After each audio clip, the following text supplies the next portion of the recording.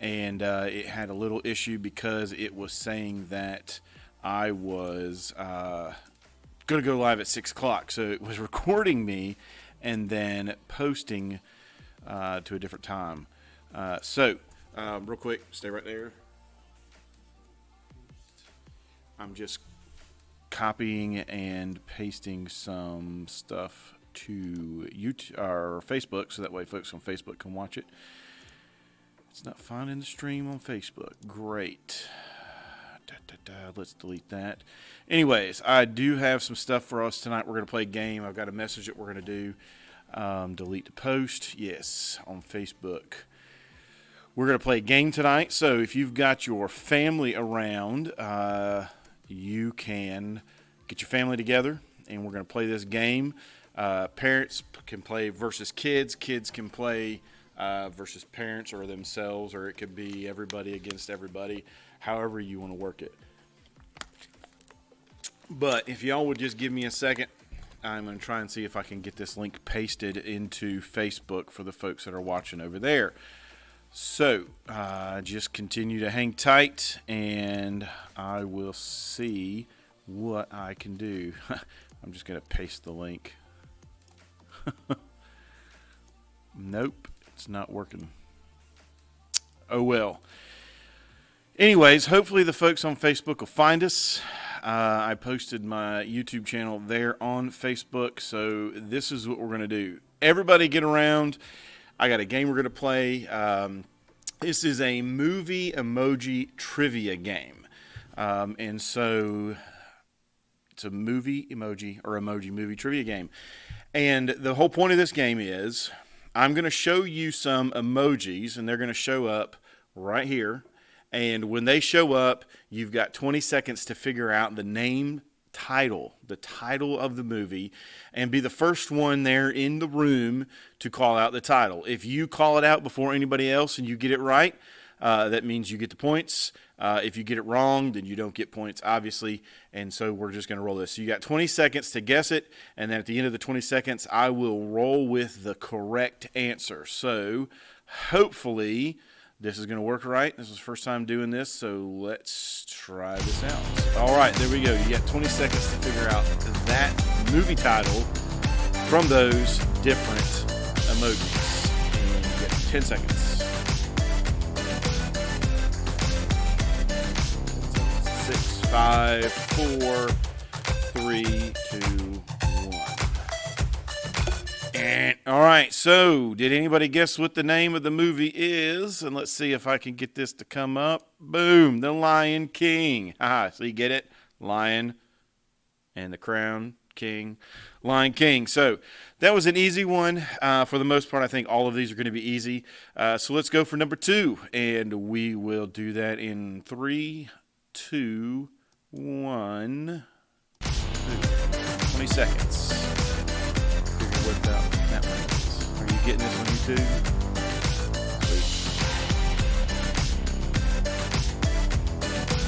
Okay.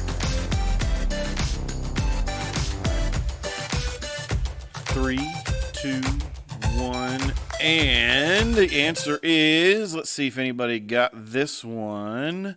Up. The movie Up. I remember watching that a couple years ago with the girls. It's a great movie to watch. It's kind of sad there. Jordan doesn't like it too much because at the end, or not at the end, but in that movie, you can guess why she doesn't like it. But anyways, so let's go on to the third one. So somebody should have at least 2 points now at the most. Here is movie number 3. 20 seconds.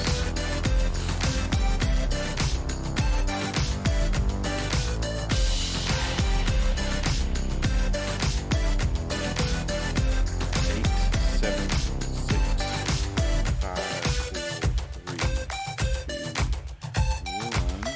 1. And stop. If you've not guessed yet, too late. Here is the name of that movie. I think this one was pretty easy too.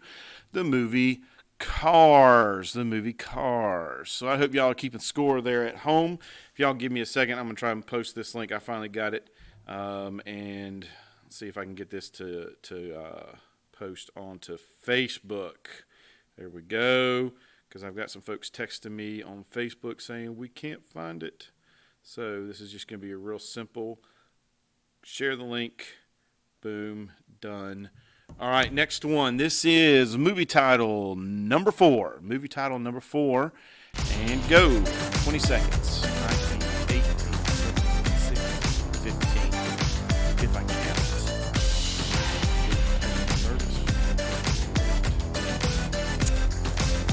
All right, 5 seconds. 4, 3, 2, 1. I'll say this now because there's 2 different emojis on here, so somebody would have said this, but just in case, the movie title for this one, first of all, is Frozen, but if someone said Frozen 2, I'll give them that because there are 2 emojis, and they could have said, well, that's Frozen 2 because of the 2 emojis. So that's number 4. Let's see about movie title number 5. And here we go in 3, 2,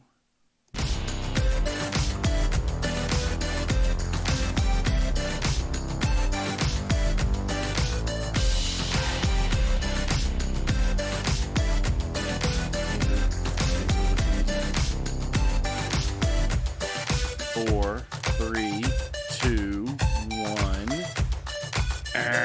All right, so let's check out the name of this movie. It's Finding Nemo, not Dory. I could not find the clownfish emoji, but if you said Finding Dory, because it's the angelfish, which is a little bit closer to Dory, that's perfectly fine. I'll give y'all that one too. So if that's the answer that you gave, y'all can fight about that at home. Listen, that's fine with me. All right, so we're moving on to movie title number 6. If y'all are ready for this, I'll give y'all a few seconds. All right, here we go in 3, 2, 1.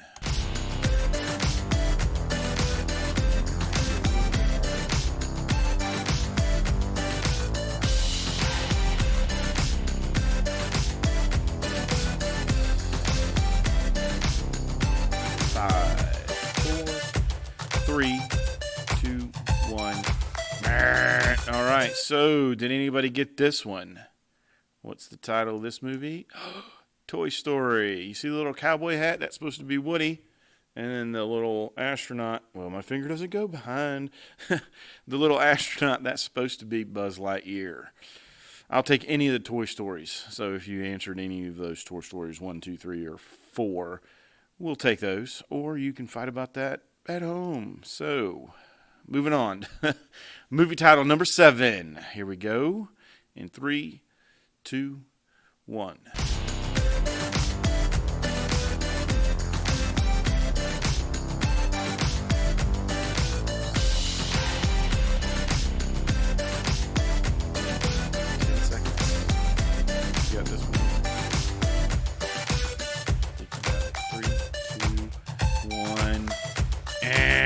Time's up.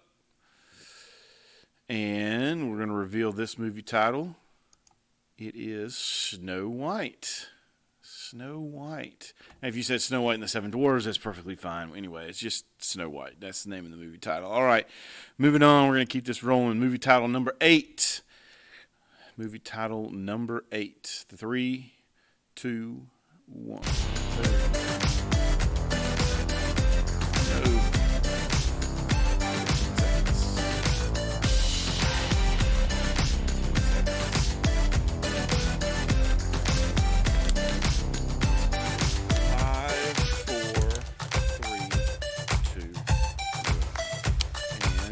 What is this movie title? I think I gave you guys a lot of really easy ones this time. Oops, did not do it. All right. The name of this movie title is Sleeping Beauty. Sleeping Beauty. All right, moving on. Movie title number 9. Movie title number 9 in 3, 2, 1.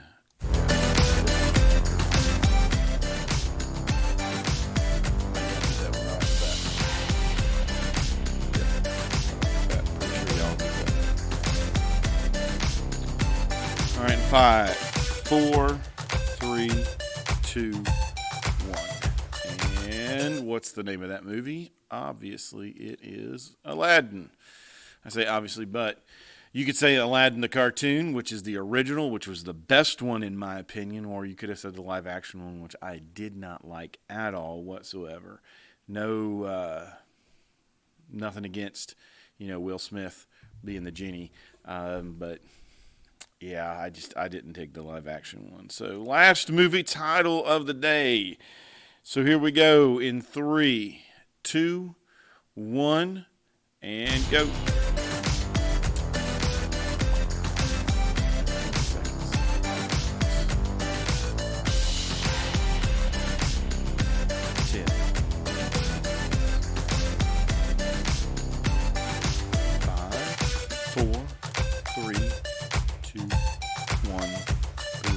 Let's check this one out. Cinderella. That one might have been a little bit harder, but that one was a little bit more difficult for me to find some emojis for. So we'll do something like this next week. I'll have a different little game for y'all to play, something that y'all can sit around the house there in the living room and do with each other. But that's what we're going to be doing here the next couple of weeks for as long as we can't meet. So I'll have a little game. If y'all, of course, got any questions, if y'all ever have any prayer requests or anything that y'all want to mention to me, just put those in the comments below. Obviously, most of y'all probably do have my cell phone number. I'm not going to post that right here, right now, but you guys have got my cell phone number. You can contact me here on Facebook, YouTube, over on Instagram. I'm on Instagram as well. But I thought that we would just do a little bit of fun stuff tonight doing that game. I don't know if you guys noticed or not, but I took all of those movies from Disney movies. They were all Disney movies. And that's kind of leading me into the next thing that I do want to mention. Just a couple of things that I've thought about that we're talking about doing with our girls at home. I know that you guys are going to be out of school for the next couple of weeks, and that leaves a lot of free time and has the potential for creating some cabin fever. Just some things that I do want to just throw out there, some ideas for you guys as a family, for students, for parents, for their kids, just to keep each other busy. Number one, first of all, we have not been told that we have to stay at home, but we should probably stay away from congregating in large groups. One of the things that this virus does is very, very easily caught from someone else, and so that's why, at least here in the state of North Carolina, the governor said no large groups over 100. So stay away from large groups. But I did hear of some folks today going up to the mountains, and I think that that's a great idea. They went up there, they walked on some trails, which you're not going to meet a lot of people walking on those trails. So if you feel a little stir crazy in the house and everybody's getting on each other's nerves, maybe it's time to go take a walk outside through your neighborhood. Maybe go to the mountains, go for a hike up there in the mountains. But get outside, get out of the house, and do something different. The other thing I do want to mention is there's a lot of streaming services out there today. You've got Netflix, you've got Amazon Prime, you've got Disney Plus. Probably one of our favorite ones right now is Disney Plus. It stays on a lot at the house between that and Netflix. My girls watch Netflix a lot too. But don't overload yourself with those streaming services, and here's why. Because if you seclude yourself and you just sit there all day, you'll get sucked in, and before you know it, the whole entire day's passed and you've done nothing but sit there on the couch and not do anything. So which leads me to the next thing. If you come up with a schedule to keep yourself busy throughout the day, I think that that's a good thing. We told our girls there's going to be a certain time in the evening where they need to be in bed, which is a little bit later that they're used to for school. But a certain time in the evening they're in bed, certain time in the morning, we're going to make sure that they're up. Our girls, they're going to have schoolwork that they're going to have to do, so they're going to be getting that tomorrow, and they're going to have a schedule of, hey, listen, you need to eat breakfast by this time, you need to take a shower each day, just stay clean and healthy. But then also there's going to be a certain time for them to sit down and do the schoolwork that they need to do and just stay on a schedule. If you can write that schedule out, I think that it will help you with that being stir crazy and just going absolutely nuts staying there in the house. The other thing that you could do is get in contact with your folks, your friends, your relatives. Text people, call people, write and some of y'all probably wouldn't even know what this is, but write a letter to somebody. But find something to keep yourself busy. Now, a lot of people are, I think, personally, I think there's just a little bit of a tendency to overreact to this kind of situation. And I don't think that that's a wise thing for us to do. But I think the reason why people are overreacting is because they're afraid, and fear does a lot of crazy things to us. And so when we get afraid, we have a tendency to overreact on things. We have a tendency to make bad decisions. And all of those things are due to fear. You know, I personally remember when I was younger, and just think about how crazy this is. When I was younger and I was in bed by myself, you know, me and my brother shared a room, but still there were certain times in the evening when I was really little that I got scared. I don't know what it was. I would think about things that happened during the day, and one of the things also that I was afraid of was snakes, and I always had this fear that a snake was going to come up in our house. And so when I was falling asleep and I got scared and I started thinking about all those crazy different things, those things that were scary to me when I was about the age of 7 or 8 or 9, I always thought, and this is just crazy thinking about it now, I always thought that I was safer as long as I was completely under the covers.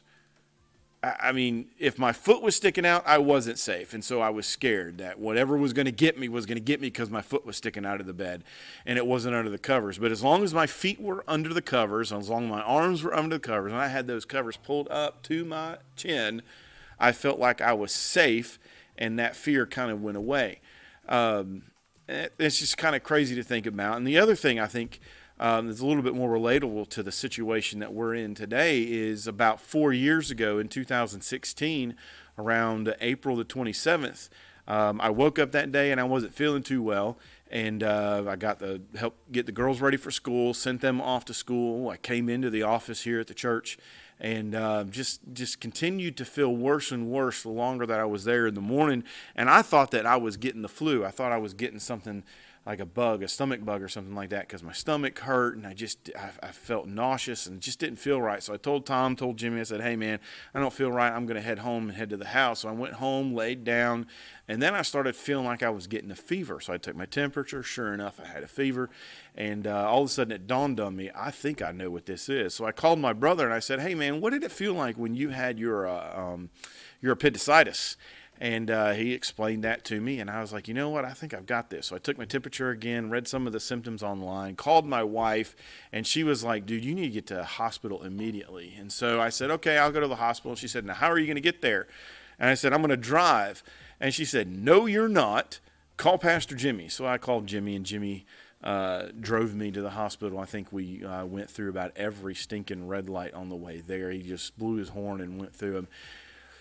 All that to say this, that was a pretty scary time in my life because at that time, I didn't know what was going to happen. I didn't know when the doctors opened me up what they were going to find. Come to find out, my appendix had already ruptured, but thankfully, it ruptured in a way that it contained the infection, and all I had to do was take some antibiotics, and I was fine. They removed the appendix. They removed all the infection that they could get, and I completely recovered, as you can probably tell. I'm standing here today, but that was a pretty scary time in my life as well, and even though I was on some feel-good medicine there at the hospital, you know, I can remember being scared, sitting there going, man, what's going to happen? What's going to happen if I die? What's going to happen if they open me up and they can't, you know?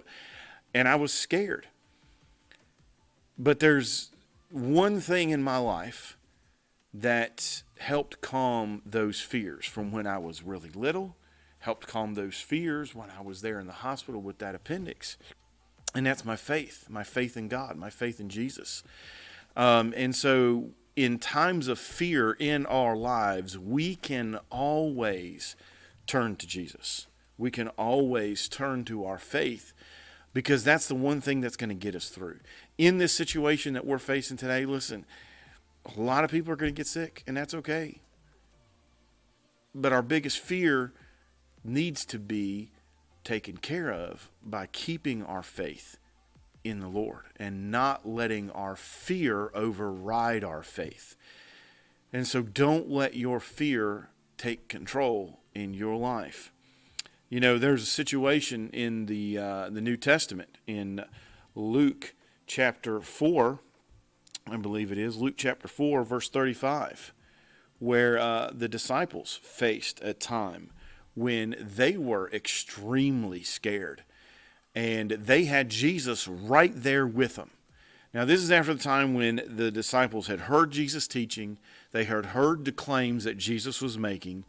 They seen the miracles that Jesus had performed. And yet, in this situation that we're going to read here in just a minute, the disciples were absolutely out of their minds, scared, even though Jesus was right there with them.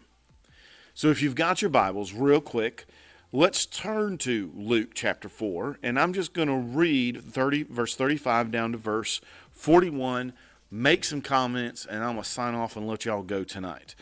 So Luke 4:35 says this: As evening came, Jesus said to his disciples, "Let's cross to the other side of the lake." So they took Jesus in the boat and started out, leaving the crowds behind, although other boats followed. But soon a fierce storm came up.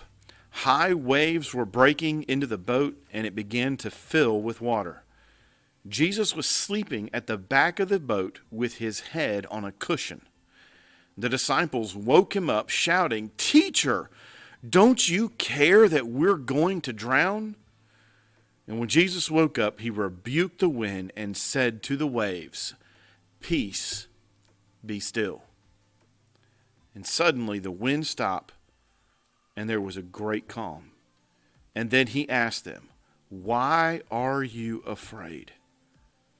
Do you still have no faith?"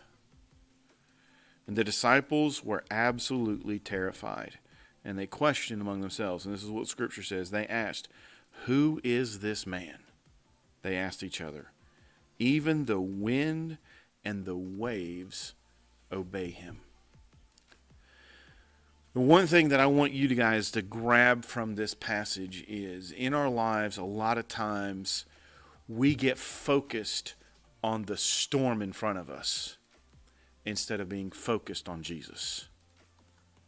And tonight, I want you to not focus on the storm that's in front of you right now, but focus on Jesus. When we focus on the storm like the disciples, we get scared. We get fearful. We look at those waves that are coming up over the ship, and we think, oh, these waves are going to tip the ship. These waves are going to send us into the ocean or the Sea of Galilee, as the disciples were in right now. The waves are going to cause us to drown.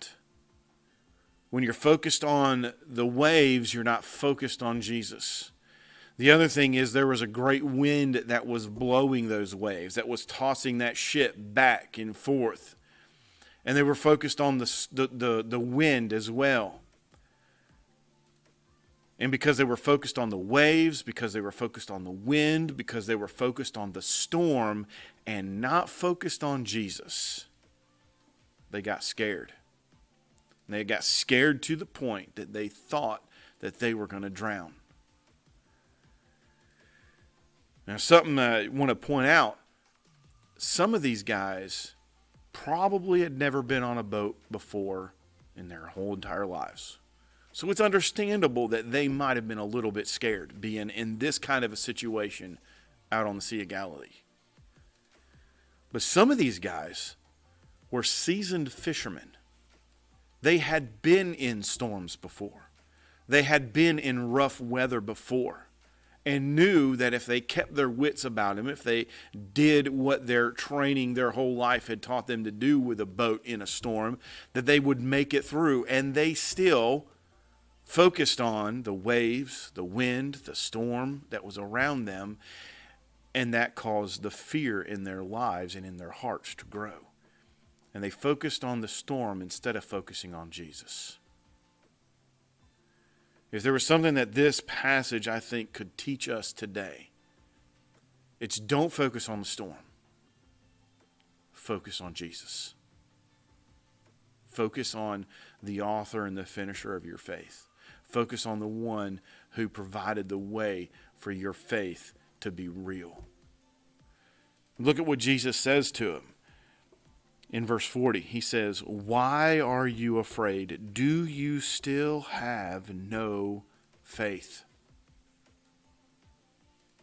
And I think that Jesus would say the same thing to us today. Do you still have no faith? Do you think that it caught him off guard that this virus was going to break out the way that it did? No, not at all. Do we still need to be careful when we're, sick and coughing and sneezing around other folks? Yes. Do we still need to be careful around those people who maybe are sick and we're not sick? Yes. Do we need to run to Walmart and fill up 15 different carts or buggies with toilet paper? Probably not. But what's your faith in today? Is your faith in the ability for you to go to work and the ability for you to stay faithful and the ability for you to provide for your family and for you to protect your family? Or is your faith in something greater and something stronger? Don't focus on the storm. Focus on Jesus. That's where our faith is grounded. One more thing in this passage that I want to point out. Verse 39. And I love this. I love that Jesus did this, because to me this was like Jesus standing up in front of the disciples and being like, don't you even understand who I am?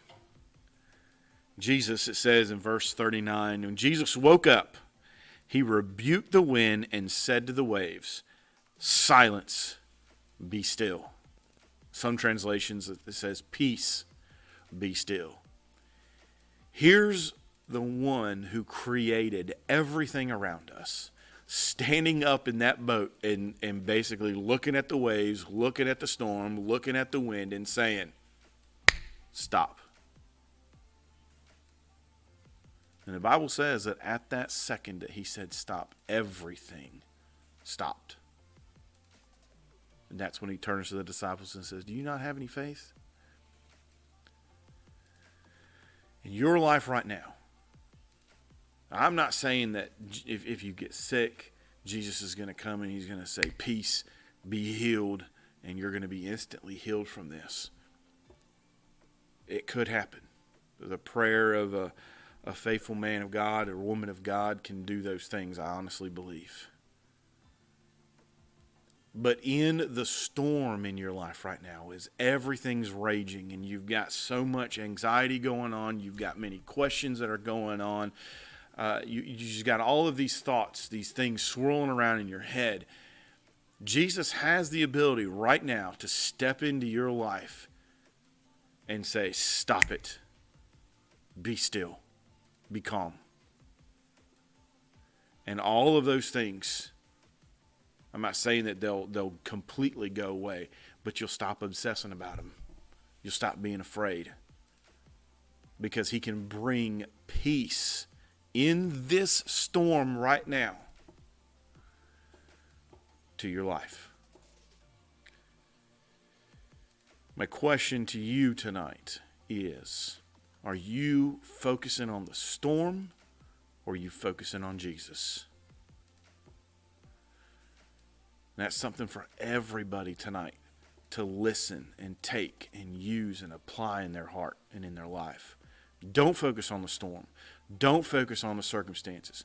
Don't focus on everything that's going wrong. Focus on Jesus. Because when we get our focus on him, our priorities are going to fall into place. And even though everything around us may be falling apart, he looks at us and he says, "You know what? I got this. Peace. Be still." Now, that's for you individually. Here's something for all of us together who are Christians. What an opportunity we all have right now to live out our faith. There may be people that you know that have not had a moment of peace in their hearts since this thing first came out. You have an opportunity to share your faith with them and bring peace to their lives. There will be people who are going to be in need of many different things. What an opportunity for us as followers of Jesus to step up and put our faith into action. You know, there's another verse, and I think I understand this verse a little bit more today than I did a week ago. Perfect love casts out all fear. You think about that. When we have perfect love in our hearts for other people, it blows fear completely out of the water in our lives and in the lives of other people. What do you think perfect love is? It's unconditional love. It's saying, I'm putting other people first before me. I'm going to take care of the needs of other people before me. And is that not what Jesus has called his followers to do? To love other people perfectly, unconditionally. Listen, don't look at the storm around you. Don't fall into the trap of fear. But let Jesus stand up in your life today and say, you know who I am? I am the Lord of all creation. Peace, be still. Stop focusing on the storm and focus on Jesus. Hey, thanks for watching tonight. I will be back live this coming Wednesday night with Wednesday in the Word. It's a series that we've been doing off and on now, and it looks like I'm going to be a lot more consistent with it, at least over the next couple of weeks. So you can check us right back out here, the same YouTube channel, the same place on Facebook, and we'll have Wednesday in the Word this coming Wednesday night starting at 7 o'clock p.m. We'll do that live this week, and you'll be able to jump right in with us. We are going to be we started last week. We're going to continue our study of the book of James. Now, the way that I'm doing this is it's not meant for you to do this on your own, alone in your home, but it's to be done in a group of folks. So parents, gather your kids up and watch it with your students, with your kids. Maybe even invite a friend over because I think that we'd be fine inviting 1 or 2 families over to our homes to watch this. But we'll be right back here Wednesday night, 7 p.m. for Wednesday in the Word, and we're going to be looking at James chapter 1, starting down at verse number 5, and talking about wisdom. So come back this coming Wednesday night. I look forward to seeing you guys, and once again, stay safe, stay healthy, and if you've got any questions, any concerns, or you need something, don't be afraid to call us here at the church office. We'll find a way to help you if we can. All right, with that, I'm going to sign out, and I will see you guys on Wednesday. Oops, wrong one. There we go.